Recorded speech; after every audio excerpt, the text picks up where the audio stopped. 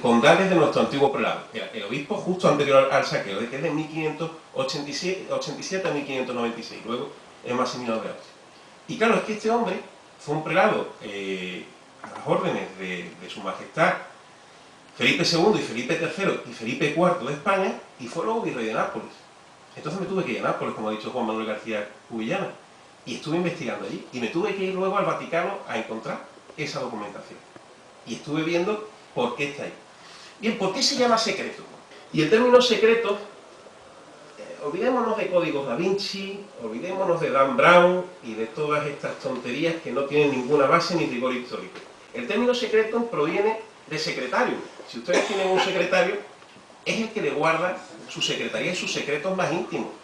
No tiene nada que ocultar, pero simplemente han visto lo que ha pasado recientemente con el mayordomo del Papa, es público y conocido. Bien, pues hay personas que son profesionales y que deben tener esa profesionalidad guardando esos secretos y esa discreción y esa intimidad.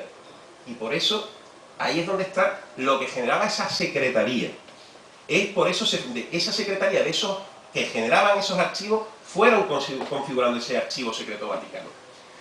Fue el Papa Pablo V, en 1610, el que encargó centralizar dichos archivos. Y está compuesto, como les digo, por varios archivos a su vez. Fechas históricas son 1783, 1610, como digo, Pablo V lo centraliza, pero luego tendríamos que hablar de 1783, en que los antiguos archivos que estaban de cuando en el siglo XIV estuvieron el papado de Aviñón a partir de 1378, el cisma de Occidente, estaban allí, pues se vuelven a centralizar en Roma, y en 1798 el castillo de Sant'Angelo.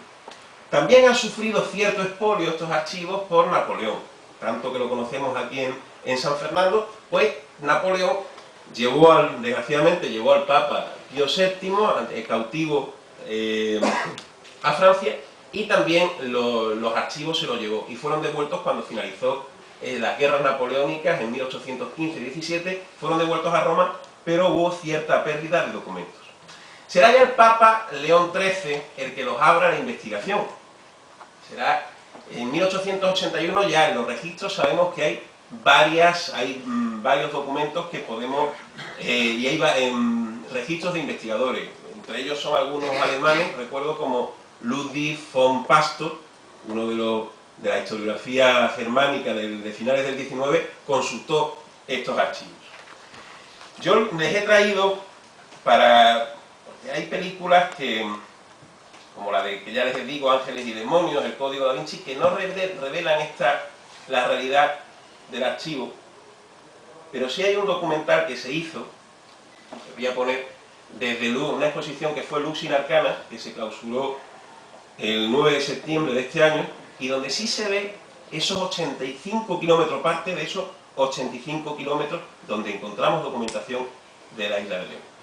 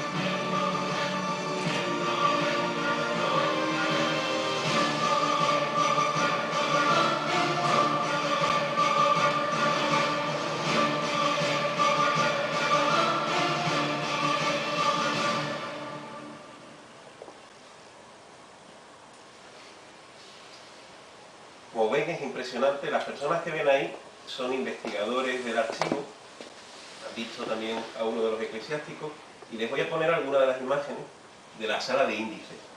Esto es Esquevario Garampi, son índices que tenemos que consultar en la sala de León XIII, y tenemos que consultar normalmente la diócesis en latín, que es Galicensis. En muchos casos hay errores toponímicos, porque igual que hoy en día uno escribiendo rápido se equivoca, muchas veces cuando ponen Episcopus Galicensis, hay veces que se han equivocado con una diócesis también andaluza, granadina en este caso, que es Guadicensis. Entonces muchas veces esos errores hay que tenerlo en cuenta, y hay muchos investigadores que se han equivocado y hay que tener cuidado.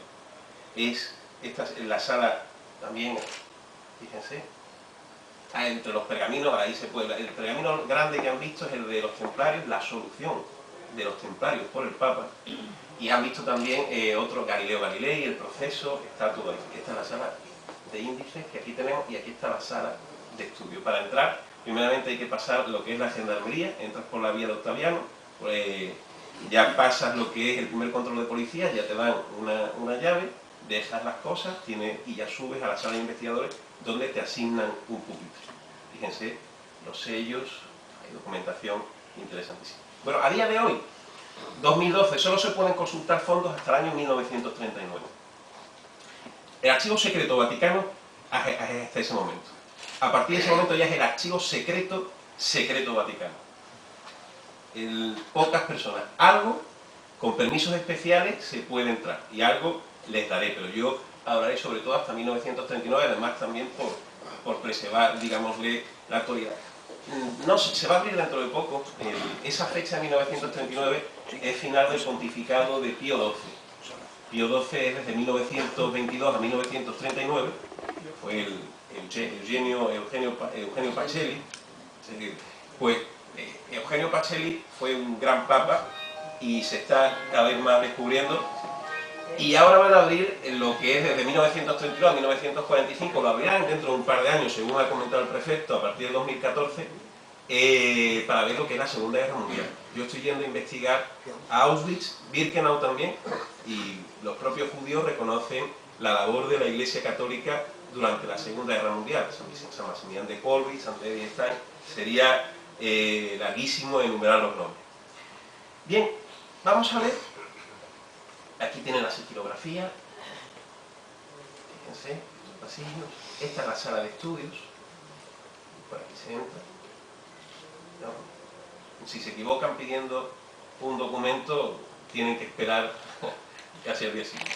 Bien, como les digo, una de las primeras fuentes para investigar la isla de León, San Fernando, en los archivos secretos vaticanos, para mí fueron las visitas al Limina Apostolorum. ¿Qué son estas visitas? Al Limina Apostolorum significa en el umbral de los apóstoles. Son visitas que los obispos de la cristiandad católica tienen que rendir al Papa. Tienen que ir a visitar los sepulcros de San Pablo y San Pedro, y luego presentar una memoria que suele ser, ha variado a lo curso del tiempo, pero entre 3, 5 o 10 años. Rituales, el obispo le cuenta cómo ve la sociedad del momento, qué es lo que observa, en qué se puede mejorar, estado material de la diócesis, si hay crisis, si no, y sanitarios también, porque hay un gran conocedor de la sanidad, y haré referencia a él, el doctor Juan Manuel García Cubillana. Ciertamente es que no podemos diferenciar en muchos casos lo que es iglesia y un buen sostenimiento de la sanidad. Hago esta afirmación con total conocimiento de causa. Y puedo citar muchas instituciones, Hospital de San Juan de Dios, o el doctor Juan Manuel García Cubillana lo ha tratado, el Hospital de San José, donde encontramos documentación también aquí en el Archivo Vaticano. Bien, ¿qué son esas visitas? Como les digo, son útiles instrumentos para conocer la relación de los obispos de Cádiz con la Santa Sede, y aportan gran número de datos sobre la diócesis gaditana y ceutí, unidas recientemente. Anteriormente, Ceuta y Cádiz eran independientes. Entre otros datos podemos saber el número de religiosos, hospicios y hospitales, órdenes religiosas establecidas en Cádiz y su diócesis, además de los privilegios que tenía la mientras gaditana. Y desde el punto de vista sociológico, las visitas nos permiten constatar, por ejemplo, el estado moral del pueblo gaditano en la época en que escribe. Aunque las visitas, ¿desde cuándo tenemos esa fuente? Bien, aunque las visitas tienen una tradición inmemorial dentro de la Iglesia, sabemos que es desde Sixto V, ya en el siglo XVI, cuando se estipula que los obispos deben visitar Roma cada 3, 4, 5 o 10 años. Muchas veces hay obispos que se excusaban. También, normalmente hay que entenderlo, un viaje a Roma en 1600, 1700, con los achaques de la edad que podía tener un obispo en aquel momento, y entonces en muchos casos eran permitidos realizar la visita por procuradores. Normalmente esas visitas seguían el esquema que principiaba un estado material de la diócesis, en segundo lugar una actividad pastoral del obispo, tercero actividad del clero secular, cuarto actividad del clero regular, actividades religiosas, seminarios, iglesias y cofradías, estado de la feligresía y terminar con las peticiones del obispo al Papa. Yo esto se lo pasaré, no lo vamos a leer entero, sino, fíjense, el estado material de la diócesis. Esto es un cuestionario perfectamente detallado, con lo cual, con el tiempo de los años, una fuente de primer orden. Número de monasterios, estado y número de las parroquias. Hablaré ahora en un momento del castillo de San Romualdo, del castillo y de su parroquia. Estado de la iglesia catedral en Cádiz, hospitales, colegios y cofradías y su estado, como si el obispo ha realizado la visita pastoral, predicación de la palabra de Dios, administración de los sacramentos, si hay residencia, también, residencia de los canónicos, cumplimiento de los deberes, es una buena gestión del apostolado, pero regular, el Carmen de San Fernando tenemos cosas, y esto está perfectamente tipificado por la legislación canónica en el canon 400, es venerar los sepulcros de los apóstoles y encontrarse con el sucesor de San Fernando. La documentación fotocopiada, la que me he traído del Archivo Secreto Vaticano, está en la Sagrada Congregación del Concilio en relaciones al Límina Galiciensis y nos aporta información sobre la diócesis gaditana en los siglos XVI, XVII y XVIII sobre todo. Sobre San Fernando hay poco antes del XVI. ¿Por qué? Poca población. Estamos unidos a Cádiz.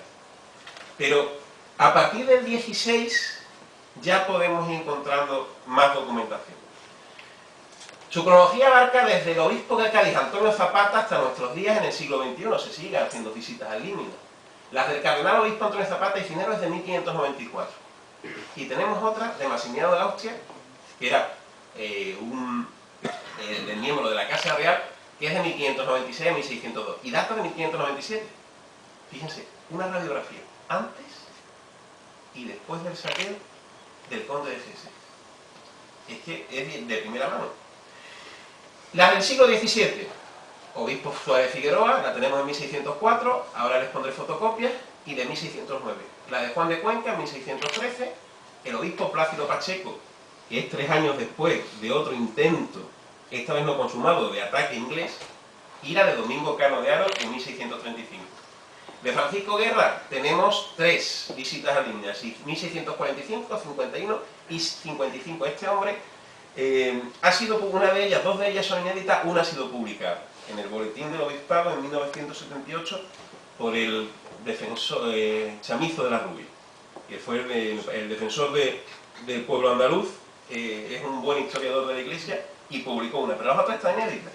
Y destacar también las de Fernando de Quesada, Alonso Vázquez de Toledo, las de Antonio Barrera, de los obispos ya del 18, y en el 19 son las de estos obispos. Fíjense todas las que hay en el 20.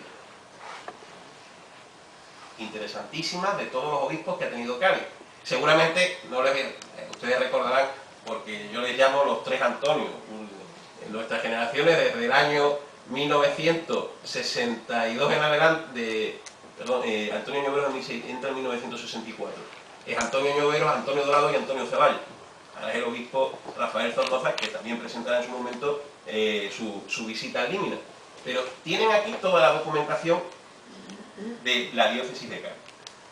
Número de órdenes, sociológicamente las visitas nos permiten constatar ese ejemplo de ese pueblo gaditano. ¿Y qué nos dicen de la isla de León? Vamos a ver, porque hay documentación también que he tenido que consultar y yo les voy a dar un esbozo, un primer plano, porque esto va a ser un libro que saldrá, esperamos, en el año 2013. 1610.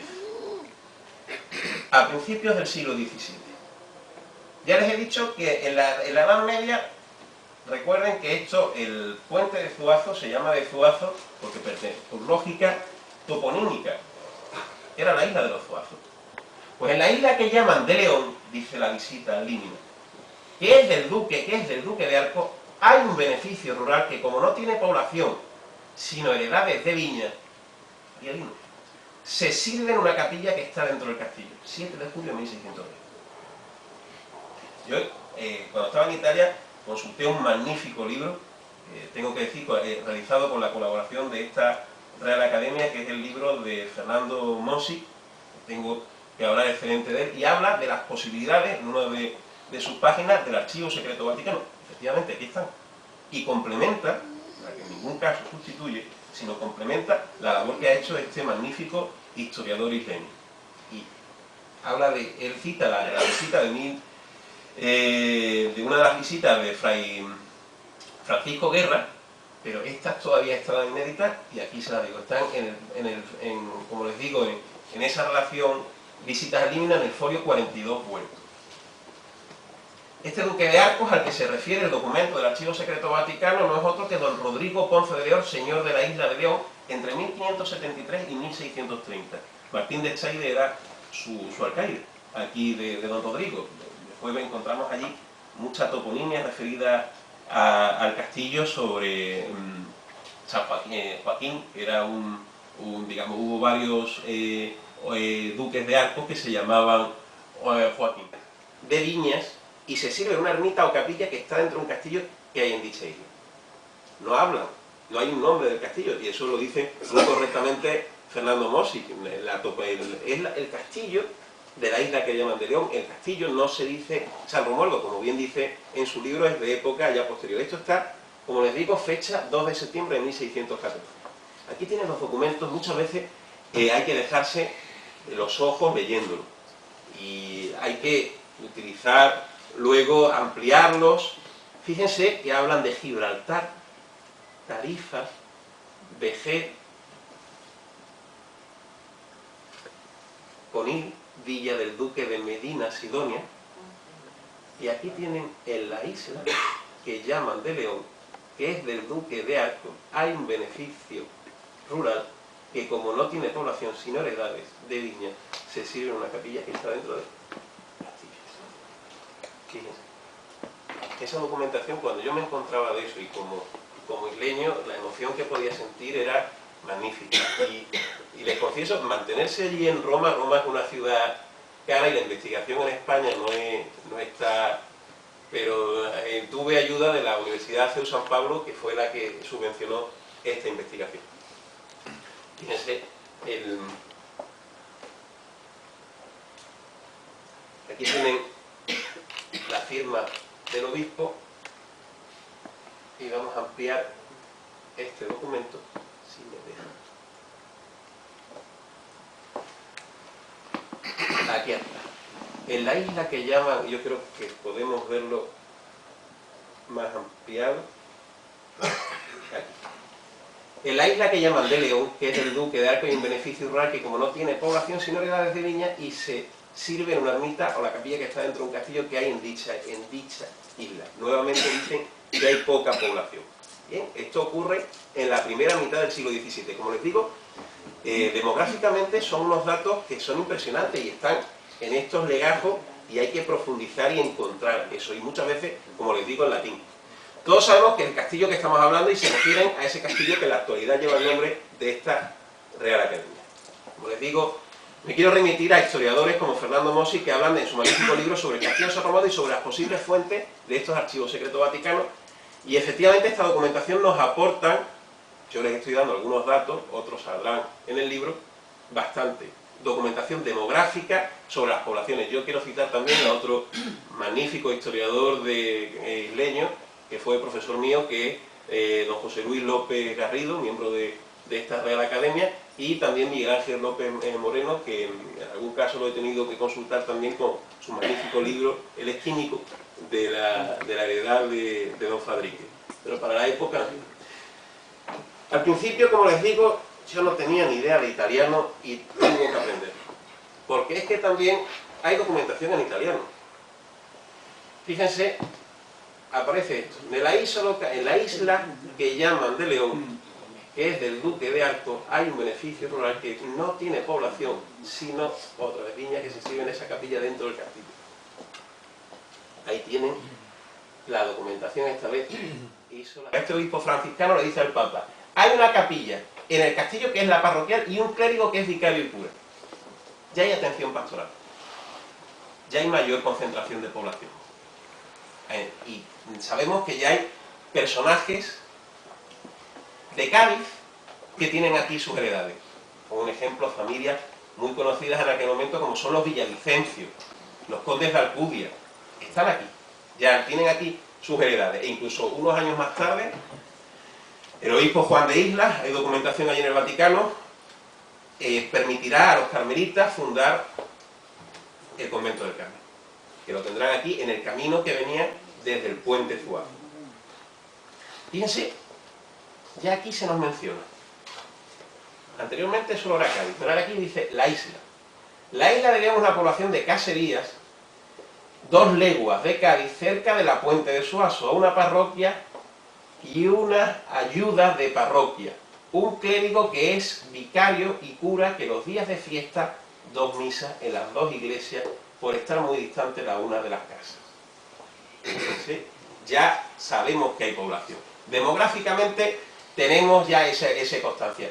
Nueva visita de Francisco Guerra. Presentó 3, como les digo. La isla de León es la población, aquí lo tiene, del 31 de agosto de 1650.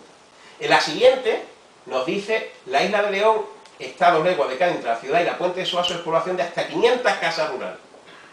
Ya no solamente nos dice las caserías, ya nos dice que hay 500 casas. Para los demógrafos esto es magnífico. Y hay una parroquia y un clérigo que es vicario y cura. Una ermita que es ayuda de parroquias, que se dice segunda misa, atención pastoral que quería este obispo franciscano, 2 días de fiesta por la distancia grande que hay de algunas casas para ir a misa a la parroquia. Mire, en lo que he consultado en mi tesis doctoral sobre los obispos de Cádiz, al principio, veo que mayoritariamente en el siglo XIII es cuando se reconquista Cádiz, 1262, 1263, el día de, según la tradición, en el día de la Santa Cruz. Y lo que veo aquí son obispos franciscanos, muchos obispos, un franciscanismo tremendo. Me preguntaba por qué. Yo siempre intento seguir las W de los anglosajones, el why, el when, eso se lo he dicho a mis alumnos alguna vez aquí presentes en Historia de la Enfermería, el who, el quién, cuándo, cómo. ¿Y por qué están aquí? Porque es una diócesis que hay que evangelizar rápido. Y necesitan estos obispos que están acostumbrados a estar en estos territorios de la frontera. Una vez, la lógica, si por ejemplo miramos cómo se llama la toponimia de nuestros pueblos, a gente que viene de fuera, yo se lo digo, miren ustedes, Jerez, ¿cuál es? Jerez de la frontera, Conil de la frontera, es un territorio de frontera, y hace falta una labor pastoral rápida y fuerte. Y hay obispos franciscanos, y segundo en el ranking, dominicos. Los dominicanos, los perros del Señor, también los tenemos aquí. Fíjense, y entonces nos lo encontramos con este Fray Francisco Guerra, tiene ese celo pastoral. Esa visita que les digo, la de 1655, sí está publicada, es la única que yo he encontrado publicada. Las siguientes aparecerán publicadas en mi tesis. Esa que ya les digo, este es un documento que hay de 1655, dice que la isla de León es un paraje de tierra donde hay hasta 80 casas de campos de caballeros y personas principales de la ciudad de Cádiz. Tiene su parroquia con pila de bautismo. Nuestra Señora de la Salud, donde también los días de fiesta se dice mesa a la gente que asisten en dichas casas.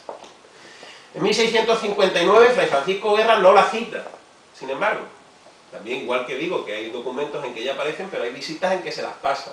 Aparecen 4, dice, entre lo que le cuenta el Papa, dice que hay 4 ciudades, aparece así con la Q, Cádiz, Medina Sidonia, Gibraltar, que es español hasta 1704, Tarifa y 8 villas, Alcalá, Vejer, Chiclana, Puerto Real, Conil, Castellar, que a nosotros no nos menciona, en septiembre de 1665. Pero después ya en otras sucesivas sí la encuentro. Fíjense, aparece las urbes de Tarifa, con, digamos, Jimena, Chiclana, Alcalá, Puerto Real, Conil, Castellar, Paterna, con la isla de León. Ya en otras, ya más entrado del siglo XVII, sí aparecen. Esta de 1600 de Alfonso Episcopus, como pueden ver, gadicense. Estas visitas, como os digo, nos dicen que esto es un lugar, que nuestra isla, que nuestro San Fernando, es un lugar donde se afincan caballeros principales de Cádiz. Como podría ser ahora mismo Valdegrana, La Barrosa. En aquel momento, las 2 ciudades señoriales dos de las ciudades señoriales de la bahía, el puerto de Santa María, que pertenecía a los duques de Medinaceli, y la isla de León, que era de los duques de Alco, pasan a territorio de la corona. Y en esos momentos vemos que los obispos también, que hay una mayor atención. Hay una mayor atención por la corona, lo cual hay digámosle, una mayor potencia demográfica en la región. Vemos que, igual que vienen instalaciones y que hay una mayor presencia militar, también hay una mayor potencia, una importancia estratégica, una mayor importancia poblacional. Y a partir de ese momento, la población de la isla de León irá en aumento. Y por supuesto también las necesidades que necesita dicha población. Los sucesivos obispos de Cádiz, recordemos que durante un tiempo, vicarios de la Armada, hay aquí personas que lo conocen, almirantes de nuestra flota, que saben que fueron vicarios de la Armada. Hay una atención. E incluso tenemos aquí en la vecina Cádiz el Real Colegio de Cirugía de la Armada. Pues aquí también esta población va a necesitar atención. Esta visita a Límina la conocí gracias al padre difunto este año, y que Dios tenga en su gloria, el padre Pablo Antón Solé. Tuve el honor de trabajar con él varios años. Y en esa visita al Límina de Fray Tomás del Valle hablan de las iglesias parroquiales. Una de ellas sería la del Castillo, la que cita Fernando Mossi, pero fíjense, habla de toda la diócesis, que no confundamos con el término político de provincia. La provincia de Cádiz tiene dos diócesis mayoritarias, la de Jerez, y al sur del Guadalete está lo que sería la de Cádiz. 45 beneficios, hospicios, 12 hospicios y hospitales, obras pías, digámosle una atención. A mí este obispo, Fray Tomás del Valle, encuentro bastante documentación sobre su labor, y el coronel don Juan Manuel García Cubillana lo conoce porque fue uno de los que impulsó grandes obras de mecenazgo, como fueron el hospital de San Juan. Les quiero ilustrar la conferencia, y fíjense, como les he dicho, la atención de esta diócesis, donde está la isla de León, hace falta obispos que evangelicen rápido y bien. Y este Fray Tomás del Valle era uno de estos perros del Señor.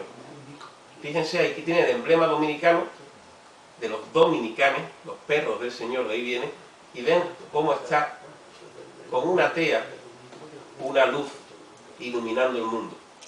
Porque si ustedes saben, la orden de los dominicos también se le llama, era conocida por su fogosa oratoria, y era también conocida como la orden de los predicadores. Fíjense, la luz de los dominicanes ilumina el mundo. Y aquí tienen ustedes las palmas del martirio y la estrella de Santo Domingo. Y bueno, tienen aquí el capelo episcopal de sínople, que es lo que distingue a los obispos. Aquí me baja, con el máximo presento mi coronel, tienen a ese hospital de San José, y digamos una de las personas que más los ha trabajado, y hay documentación que quiero pasarle de este hospital de San José, que encontramos documentación allí de los siglos XVIII y XIX. Esa documentación que encontramos, como les digo, la conoce muy bien el coronel don Juan Manuel García Cubillana, y encontramos documentación del hospital de San José y también de la hermandad, unas bulas en el siglo XIX de San Pío VII a una cofradía de la isla, nombrando a San José su patrón. Eso está allí, ha sido trabajado, pero hay mucha documentación sobre este tema. Estamos hablando ya en la época del obispo Francisco Javier Utrera. Este es el obispo Francisco Javier Utrera, que su pontificado es entre 1800 y 1808. Presentó visita a Límina en 1806. Y ya les digo que el Archivo Secreto Vaticano sirve para muchas investigaciones, entre ellas, como les digo, también para la historia de la sanidad. A los dos, dice el obispo Francisco Javier Utrera, a los 2 años del ingreso al obispado, comenzó la visita por esta villa de Puerto Real, de donde se retiró a Cádiz por indisposiciones corporales. Al tercer año, estamos hablando de 1803, él empezó su pontificado en 1800 y presentó la visita en 1806, pues al tercer año de su episcopado, la siguió a la Real Isla de León, de donde también se retiró enfermo por la epidemia general que se padeció en este país. Hay expertos de la sanidad aquí, estamos hablando de esas epidemias que luego se repetirían durante nuestra guerra de la independencia. Aquí tienen el documento, los 2 años de ingreso, comenzó la visita personal por la vía de Puerto Real, la siguió en la Real Isla de León, de donde también se retiró enfermo por la epidemia general que se padeció. Son documentos, les estoy haciendo un extracto porque aquí podríamos estar horas. Les digo, y también hay documentación de las Cortes.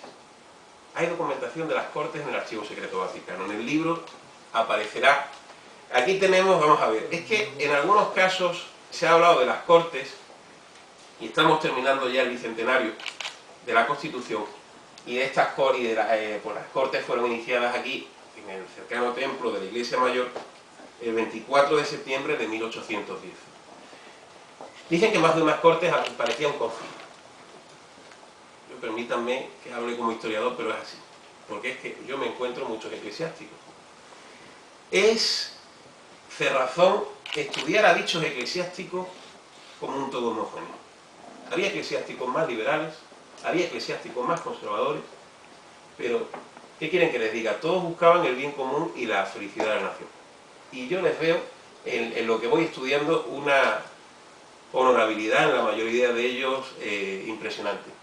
Incluso les digo también, entendiendo su postura, la del obispo de Orense, don Pedro de Quevedo, que hay que entenderlo en su postura. Este hombre de aquí, es el arzobispo de la Odisea, obispo electo de Cádiz, que tiene su documentación allí en el Archivo Secreto Vaticano, que es el Juanaciclo de Vera y Delgado. Cuando Fernando VII es internado, él convoca, dice que tiene que haber unas Cortes, y las convoca, y tendrán lugar luego aquí el 24 de septiembre. Pero ya como presidente de la Junta Central está allí los documentos. ¿Cómo están allí esos documentos en el Archivo Secreto Vaticano? ¿Y por qué? Miren, fíjense, aquí les digo la comisión que trata el artículo 2, referido del arzobispo de la Odisea, obispo electo de Cádiz. Y esto estamos hablando de 1809. Él le pedía, aquí, se autoriza a la Comisión de Cortes para que pueda pedir a todos los cuerpos hábiles eclesiásticos literarios del reino y recoger todos los archivos, bibliotecas, protocolos públicos, cuantos documentos, libros, copias. Vamos a ver, vamos a informarnos sobre lo que tenemos que hacer, porque había muchas corrientes sobre cómo deberían de ser las Cortes. Entonces, vamos a examinar, sean los documentos originales o los libros de la comisión, se devolverán sus archivos. La Comisión de Cortes está autorizada para tomar las medidas, dictar todas las providencias y expedir. Señor arzobispo lo dice, a mí el obispo electo de Cádiz me dejó, les confieso en un primer momento, por qué es obispo electo de Cádiz. Verán, Francisco Javier Utrera muere en 1808, en diciembre de 1808. Después de encontrar en el Archivo Vaticano documentación de arengas a los soldados, de que era como una guerra santa contra el infierno, la lucha contra los ejércitos napoleónicos. Claro, y entonces hay un obispo electo, pero es que no entra en su mitra, la diócesis de Cádiz está sede vacante hasta 1815. ¿Por qué? Porque es que el Papa está cautivo de Napoleón, al igual que está Fernando VII. Es que han descabezado al poder político y espiritual de la nación española. Entonces, ¿qué ocurre? Pues tiene que seguir siendo obispo electo. Al principio, yo empecé a trabajar a este hombre en el año 2005, yo veía a todos los obispos que se llamaban Episcopus Galicensis. Y veo este porque es más, arzobispo obispo. Yo no sabía que era el arzobispo de la Odisea, pero este porque es archiepiscopus episcopus, si los demás son solo obispos. Y ya empecé con la sigilografía hasta que encontré porque además fíjense que su capelo es mayor, el que les he enseñado. De Juanaciclo solamente tenía 3 órdenes. Este es de sínople, verde en lenguaje coloquial, pero... Y encontramos allí toda la documentación de él. E incluso las Cortes, estos días de la sesión de aniversario para el año que viene, celebramos lo que es el nuevo bicentenario de nuestras Cortes en la isla de León. Aquí las Cortes, el 19 de marzo de 1813, decían que el arzobispo, que uno había sido el arzobispo, el cual hallándose en Ceuta en la mayor miseria, había solicitado algún sueldo con que vivir. Después de convocar las Cortes, pasó miseria en Ceuta, pero fue uno de los prelados que, como ven aquí, el Consejo de Regencia nombró el 6 de febrero de 1800 consejero de Estado al arzobispo de la Odisea. En el mismo día se le comunicó el nombramiento, aunque luego no se le hizo caso. Se le quiso hacer un reconocimiento, pero no se le tuvo luego en cuenta. Bien, ¿por qué encontramos esa documentación? Verán. Esa documentación de Juan Asís Clovera Delgado me lo veo en un legajo que pone Gravina. A partir, y veo Gravina 1810, pero vamos a ver cómo es posible si Gravina murió en 1806 a resulta de las heridas del combate de Trafalgar. Pero es que es su hermano. No es Federico Gravina y Napoli, es Monsignore Pietro Gravina y Napoli, siciliano, del Reino de las Dos Sicilias, donde hay un Fernando de Borbón también. Y fue nuncio en Suiza y a partir de 1803 es nuncio en España. Le toca toda la guerra de independencia y está en Cádiz, en la España conservando, y luego está en el Vaticano. Yo comparé, cuando iba este escudo lo conocía ya desde pequeño, y fíjense, aquí tiene el escudo de uno de los hermanos de Federico, y el que encuentro yo en el archivo, este está en su tumba en Palermo, en la catedral, en el Duomo de Palermo, pero fíjense que es el mismo, pero simplemente que él lleva su capelo cardenalicio. Y este está policromado. Pero son los dos hermanos que sirvieron a la nación española.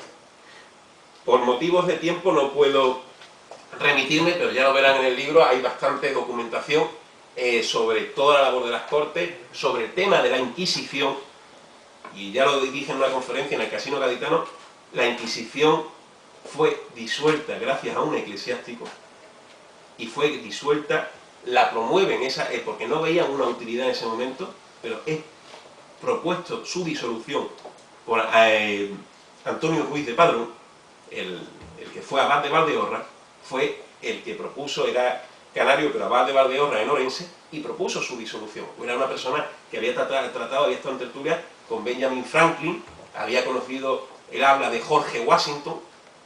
George Washington pues, estuvo con el primer presidente de Estados Unidos, un ilustrado, un eclesiástico ilustrado de primera línea. Encuentro más documentación ya después, en el siglo XIX, de Fray Domingo de Silos Moreno, sobre la educación también, no solamente la sanidad, sino también la educación, sobre niñas, educación de niñas, los capuchinos. Encontramos también documentación del Hospital de San José bajo patrocinio episcopal, que la llevaban las Hermanas de la Caridad, y también un orfanato de niñas. Me interesa mucho la visita al Límina del obispo Fray Félix María Arrieta y Llano, entre sus cronologías de 1864 a 79, y nos pone de relieve los pueblos de las diócesis en un periodo tan turbulento para la historia de España como es el que pasa su episcopado. Fíjense que en 1868, aquí en la escuadra del Almirante Topete, en nuestra bahía, cae Isabel II, el sesenio revolucionario, en el cual está incluido el gobierno provisional, asesinato de Prim, monarquía de Saboya, de Amadeo de Saboya, Primera República, hasta el golpe de Martínez Campos, en Sagunto. Fíjense, es en 1875 lo que abarca. Aquí tienen este obispo que era capuchino. ¿Y qué dice de San Fernando? Pues nos habla de su hospital. Y nos habla del Hospital de San José. Y dice que hay, entre sacos de esas 5 páginas que tiene, restablecer el Hospital de San José en la ciudad de San Fernando, de nuestro especial patronato, que a consecuencia de una mala administración lo encontramos cerrado y todas sus propiedades en muy mal estado. Nuestra primera providencia fue encomendar su administración a un eclesiástico de nuestra entera confianza, a quien dimos las instrucciones oportunas para levantar el establecimiento de su ruina y a favor de su celo y de las disposiciones que hemos ido dictando después. Afirmaba: no solo se han constituido el hospital en situación de llenar objetos para que fue instituido, sino que es un modelo en su género, sirviendo de admiración a cuantos le visitan y de consuelo y apoyo para todos los vecindarios, pues en él se encuentran asistencia y socorro cuantos enfermos y pobres acuden a sus puertas, y esta primera obra de nuestro celo pastoral. Se siguió la elección de una casa de misericordia para recoger a los niños pobres que dejan huérfanos la enfermedad epidémica del cólera morbo, que invadió esta ciudad en el primer año de nuestro pontificado, hablamos de 1864, en manos de la dignidad que acometemos esta empresa, aprovechando para este piadoso objeto el edificio del extinguido convento de Santo Domingo, que afortunadamente se había devuelto a la iglesia.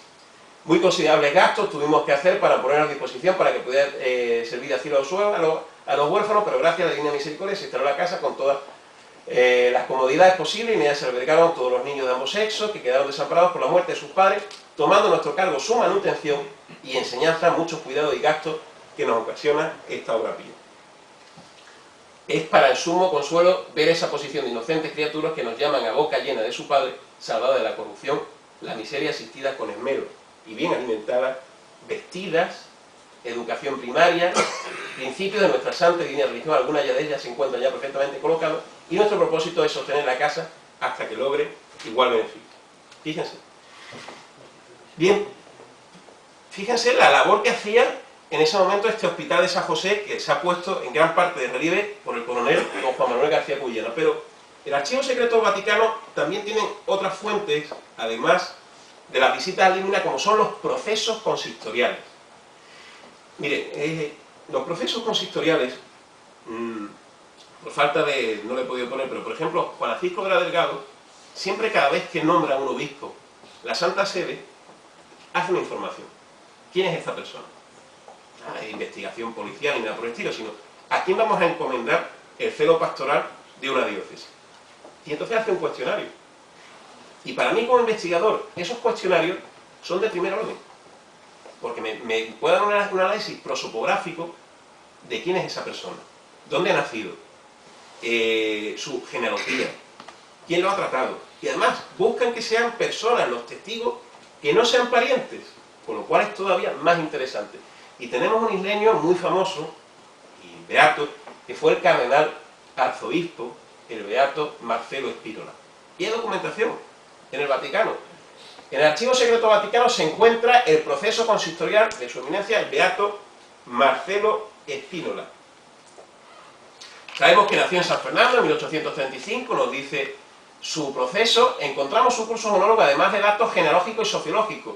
Y era descendiente, como estoy seguro que habrá personas en esta sala, de familias de orígenes ligures. San Fernando hay muchísimas. En Génova, los marqueses de Spínola que habían servido en la Armada Española. Sabemos que fue nombrado en su cursus honorum de este eclesiástico obispo de Coria en 1884 en Extremadura por el Papa León XIII y posteriormente fue nombrado obispo de la diócesis malacitana en 1886, arzobispo de Sevilla, y siendo arzobispo de Sevilla fue nombrado cardenal en 1905, un año antes de su muerte. Para mí, como les digo, esos procesos consistoriales incluyen interrogatorios, esos tres testigos y hablan sobre los propuestos a la mitra. Datos tan significativos, les he dicho lugar de nacimiento, edad, grados académicos, progenitores, datos estos, un valor incalculable para mí y para cualquier investigador que se acerque, para la reconstrucción del ambiente social y geográfico del que proceden los prelados a estudio. Podemos hacer un análisis incluso viendo los prelados que están en el 16, en el 17, en el 18, e incluso podemos entresacar personajes que testifican que son de la isla de León. Aquí tienen a León XIII, fue uno de los que lo promovió. Encontramos documentación, una bula de León XIII, una instancia dirigida al obispo de Cádiz por el Laureano Pandelo, capellán de la iglesia de San Antonio de San Fernando, de la que tras exponer al Papa León XIII, solicitando la aprobación de la bula expedida por el pontífice. En dicha bula se fija la fiesta de la congregación del 13 de junio para ganar 7 años y 7 43, se debe asistir el domingo de su oración, festividad de Nuestra Señora del Pilar, el día de los difuntos y el día de la actividad del Señor. Encontramos más visitas al Límina, esta de Jaime Catalá al obispo, al Santo Padre, al Papa León XIII. Es curioso porque este es un obispo de origen barcelonés, que es obispo de Cádiz, mientras no sé si en Cádiz hay una calle que se llama Obispo Urquinaona, que es un obispo de Cádiz que en aquel momento es obispo de Barcelona. Un gaditano nombrado para la mitra barcelonesa y un catalán es nombrado para la mitra gaditana. Y bajo en esta época, cuando se termina, bajo ese obispo nacido en Cádiz, que tenía su episcopado allí en la Sagrada Familia. Pues fíjense, este obispo, Jaime Catalá, hablaba de la isla de León, de cómo fueron trasladados, digámosle, en 1345, de los ataques que hubo por los musulmanes. Habla de sus ciudades, ya no aparece como Isla de León, recordemos que después de la Guerra de la Independencia ya aparecen los textos como Santi Ferdinandi. Encontramos lo que hemos visto antes, el patronazgo que hay sobre de la Sociedad de María, encontramos, digamos, de todo lo que hay a favor de las niñas pobres, en las visitas de José María Rancés y Villanueva, vemos esas visitas, esa educación de las, lo que les digo, de las hermanas carmelitas de la Caridad en el Hospital de San José y en el orfanato. En 1907 igualmente, los capuchinos. Aquí tienen, aquí aparece Ínsula de León. Y algo que yo sé que hay muchos marinos en esta sala y les va a encantar, encontramos también documentación de Benedicto XV con fecha 14 de junio de 1920 en que es la Virgen del Carmen. Festejamos aquí el 16, toda la cristiandad, el 16 de julio, declarada y honrada como patrona igualmente principal como San José, su esposo, patrono egregio de la misma ciudad ya hace siglos. Encontramos documentación en el pontificado de Benedicto XV. Hay también borradores de 1922 del obispo cordobés de Cádiz, Marcial López Criado, y encontramos estadísticas interesantísimas.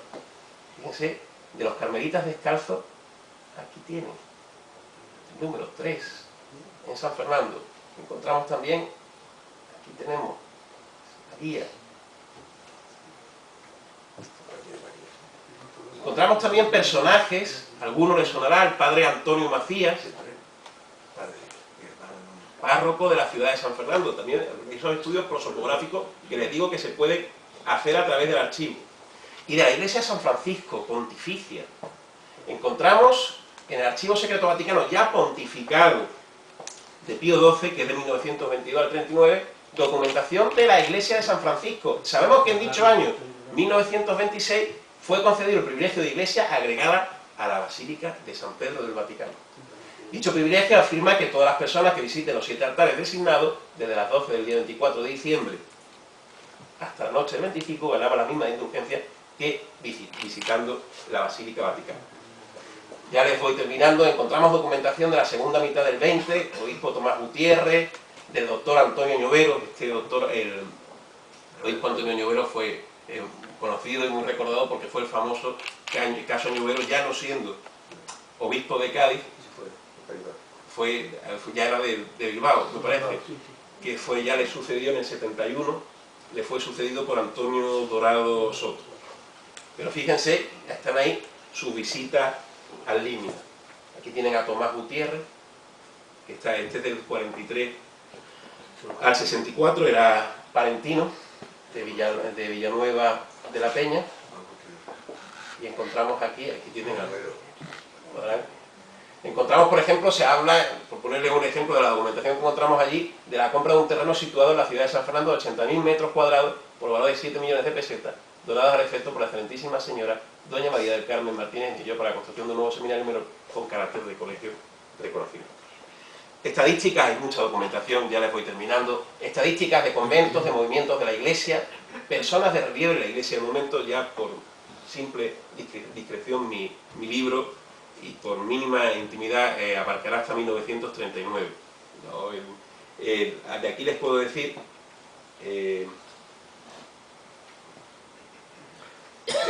que hay documentación. En la final de la etapa ya del régimen del general Franco, encontramos la llegada a la democracia que tocó a don Antonio Dorado, que gobernó la diócesis durante 20 años, hasta 1993, en que vino Antonio Ceballos Atienza, monseñor Antonio Ceballos, y encontramos mucha documentación en la que aparece Ignacio Gurza, que fue el vicario general de la diócesis, yo lo veo un magnífico prelado. Encontramos de las primeras épocas, ya una vez fallecido, tenemos la relación quinquenal que presenta a la Sagrada Congregación para el obispo de Cádiz Ceuta en España, Antonio de los Sotos, en 1976. Tienen a Antonio, encontramos este sello. Esta visita al Límina fue realizada el 11 de noviembre de 1976 y el Papa Pablo VI designó para recibir a los arzobispos de Sevilla y Granada junto a los obispos de las respectivas. Muchas veces los papas, para recibir esa visita al Límina, ese texto, reúnen a varios. Y hablan, por ejemplo, no solamente de iglesias católicas, como les he hablado, también aparecen iglesias protestantes. La iglesia evangélica española, que está en Pérez Galdós 43, decía el obispo Antonio Dorado Soto, que es el grupo más numeroso de la de Cádiz y muy unido a él. Cuando han tenido pastores, el mismo atendía a los dos grupos. En la actualidad los atiende desde Sevilla y mantienen relaciones muy atentas con el párroco católico de la iglesia mayor, en cuya demarcación se encuentra. Tiene 2 testigos de Jehová, también se habla se habla del Salón de Reino en la calle Santiago 19, y tiene capacidad para unas 130 personas, no hay más que una sola congregación. Y da una visión ciertamente de ecumenismo de la Iglesia Católica y de proximidad a otras religiones.